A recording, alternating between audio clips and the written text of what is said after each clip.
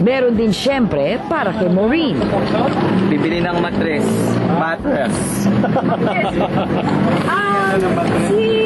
Si Bugoy, may kilala siya sa PDA, nagbigay ng 2,000 pesos. Ako naman, yung fiancé ko, nagbigay ng 1,000. So, ngayon may 2,800. 2,800 kasi nabawasan na siya. Pagamot ng bata. Pagkatapos mamalimos, ibang pakulo ang naisip ng Team Bianca para sa mga batang namamalimos din sa Philcoa.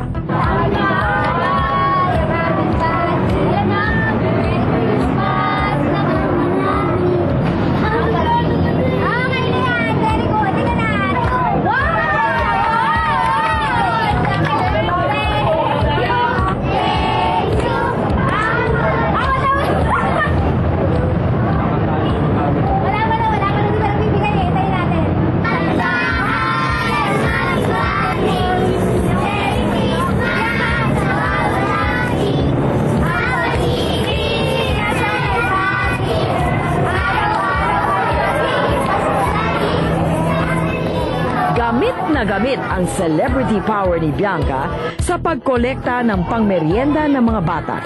Di nagtagal, nasa loob na ang lahat sa Jollibee. Mukhang di magkakasya ang nabiling hamburgers ng Team Bianca at ang perang napalimos nila.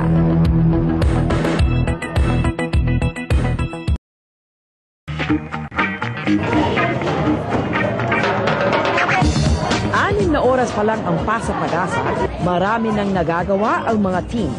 Pero marami ding problema. Tulad ng hinarap ng Team Bianca, dumami ang batang gustong makimeryenda sa mga nagkaroling. Ikaw magdadasal? Muslim, okay lang yun. Sige, magdadasal muna tayo bago tayo kumain, ha? Iadyanin po sila sa lahat ng masamaan. Ang manager ng Jollibee nakisama na rin sa Team Bianca. Nagdagdag ng pagkain at namigay pa ng toys.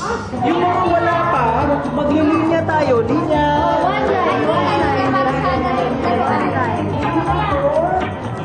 Ano masasabi mo, Bianca?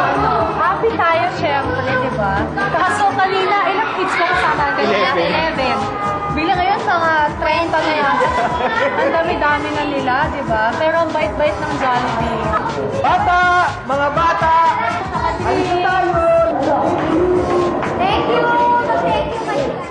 Work team! Yeah! Ngayon, body.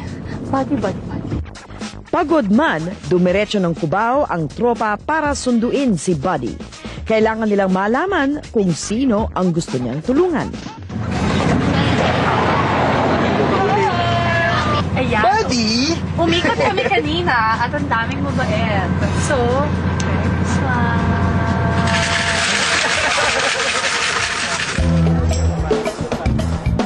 Pagdating sa I Am Ninoy event, nabalitaan ng Team Dieter ang tungkol sa tunay na kalagayan ni Aling Belen.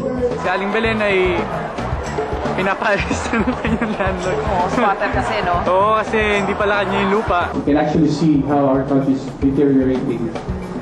But what are we doing? Nabago agad ang naunang plano na ibili ng yero at plywood sina Aling Belen. Double time kami ulit ni Dieter. Pinagana namin ang aming mga cellphones. Ang napili nilang tulungan is si Pastor, na kaibigan nila na sumusuporta naman sa mga out-of-school youth. Okay. So ito yung mga kabataan na who belongs from different gangs. So they're trying to influence them to get into sports. So in the meantime, punta kami ngayon sa Bulacan para naman puntahan si Aling Belen. Ang Team Bugoy, inumpisahan na ang shopping para kay Maureen. Mas maganda yung parang mas malambot yung parang mas hollow. pink na lang siguro kasi babae, di ba? Parang design. Ayun yung flower, mas maganda oh. Discount. Discount pa. Pinagbigyan naman ang Team Bugoy na tuwang-tuwa sa nangyari. Nakadalawa na po kaming na-accomplish na tinulungan na tao. Actually, may bonus pa, joke. Mattress. Yun po, Sa susunod po naman, si Mami Sharon naman po ang tutulong sa iba. And may baon pa kami ng 2,000 pesos. So, yun. Mas sosyal ang shopping ng Team Bianca. Appliances ang pinamili para sa gustong tulungan ni Buddy, ang nanay ng kaibigang si Wally.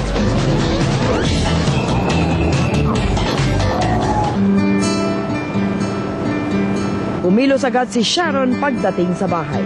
Pumili na rin siya ng tutulungan, si Rona, ang anak ng kanyang kapitbahay na taga-Kalamba. Parang premature siya, baby. Ngayon, laki pa ng tiyan. Yung baby, malaki siyan. Ngayon lang po yan nakatayo-tayo. Dati po kasing 2 taon yun, isa ganyan. Hindi siya katulad niyong baby talagang nakakalakad-lakad na 2 taon. Hindi. Problema sa Kalamba. Kalamba ba? Layo. Pero hindi siya makasama kasi yung baby wala mag-agaga. Ang kapatid ni Rona na si Margie ang napakiusapang sumama sa Team Bugoy. Bago pumunta ng Kalamba, naisip ni Bugoy dumaan sa bahay ng dating mayor ng Cabuyao para humingi ng donasyon. Minsan na kasi siyang naimbitahan doon para kumanta. Pero nang ipaliwanag ang pakay,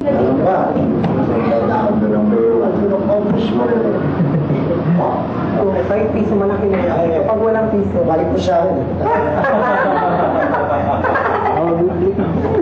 Babad mo ulit. Hindi, maraming salamat.